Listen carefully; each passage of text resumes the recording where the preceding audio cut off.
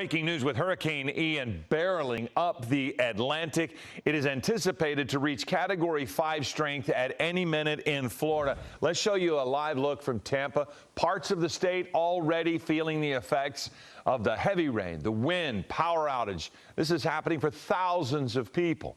ABC's Justin Finch has a look at the damage. Ian is the strongest September hurricane in 2 decades, and it's poised to rip right through Florida. We're going to have a catastrophic impact in southwest Florida, but this thing is going to, really barrel across the state. It's going to be a strong storm. Overnight, the storm passing the Florida Keys, bringing wind, rain, and storm surge. These backyards flooded. Residents evacuating through waist-deep water. Nearly 2.5 million people in the state under some sort of evacuation order. I've been here 45 years, and this is the first time I left for a storm. The water just really scared me, and as well as the path. It was very confusing, and I didn't want to risk it. At least 5 tornadoes reported, one of them damaging small planes at an airport in Pembroke Pines and uprooting these trees. 26 states sending support, FEMA teams and search dogs being deployed. But officials are warning those staying behind. After a certain time when tropical force winds are here, we will not be sending out first responders. That was Justin Finch reporting. Again, here's a different live look from the Sunshine Skyway Bridge in Tampa. Hello, I'm Mark Brown. Get more great ABC7 content by clicking the subscribe button for our YouTube channel and download. From NBC News, this is a special report. Here's Savannah Guthrie and Hoda Kotb. Hi, everybody. Good morning. And we're coming on the air early this Thursday morning to bring you the very latest overnight on Ian and this devastating storm's ongoing impact on Florida. That storm hit hard. It crashed ashore as a powerful Category 4, one of the strongest ever to hit the United States. This thing is now slowly crossing across the state. But in its wake, widespread flooding, trapped residents in their homes, and now millions of people do not have any power this morning. Yeah, we are just starting to assess the damage. NBC's Sam Brock in Venice, just north of where Ian made landfall. Sam, good morning. As the sun starts to peek out, what are you seeing?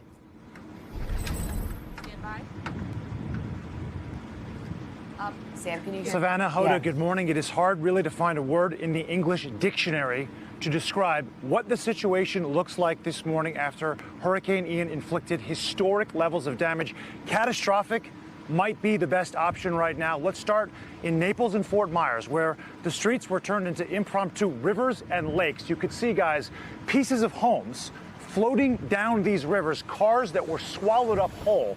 In Fort Myers, there was a man we spoke with last night who was on the 20-something floor of his condominium with his 91-year-old mother surrounded by 8 feet of water. According to Governor DeSantis, you're looking at storm surge that reached 8 to 12 feet, maybe even higher in some areas. It's hard right now to just put a figure on how many homes have been damaged, but a starting point in the thousands is very likely. We do not have numbers right now on fatalities. We are expecting to get more information on that, though, from Governor DeSantis at about 8:30 Eastern Time this morning.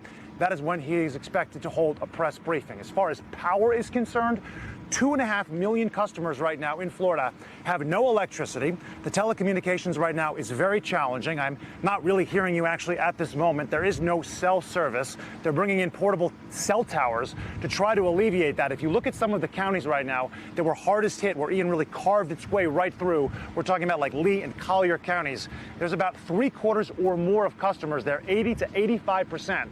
With no power whatsoever. So you can only imagine, under those kind of trying conditions, what it's like for hospitals who are caring for people who are already sick or perhaps are now injured, and what those staffs are doing. We spoke with Sarasota Memorial Hospital yesterday. They were camping out there, expecting to be there for days, even weeks, however long it takes to protect those patients. Port Charlotte as well. Staff members there working through the night. I will leave you with this. Flooding will be top of mind today as we are looking right now at 14 inches of rain in southern Sarasota County in 12 hours, a once in a 1,000-year flood that now feels a lot more common.